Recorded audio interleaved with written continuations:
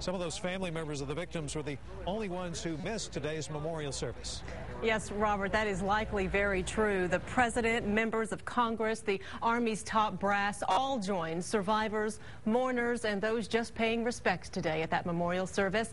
The mass shooting claimed 13 lives, each with a special story.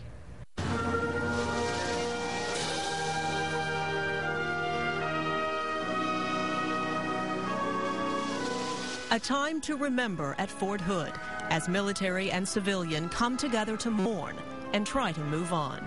No words can ever fully address your grief and sadness, but it is important to know that you are not alone. I would say to you all, grieve with us.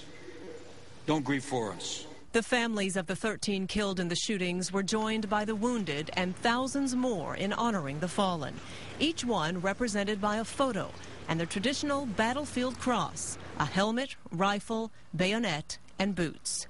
President Obama eulogized each victim. Chief Warrant Officer Michael Cahill. He was so committed to his patients that on the day he died, he was back at work just weeks after having had a heart attack. Staff Sergeant Amy Kruger was an athlete in high school. When her mother told her she couldn't take on Osama bin Laden by herself, Amy replied, "Watch me."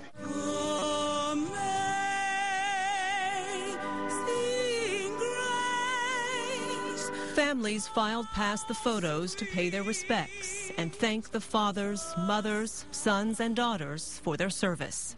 Their memory will be honored in the places they lived and by the people they touched.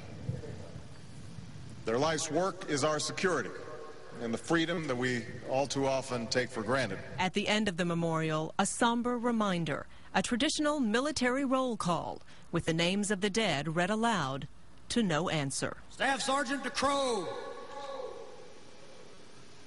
Staff Sergeant Henson. Here, Sir Major.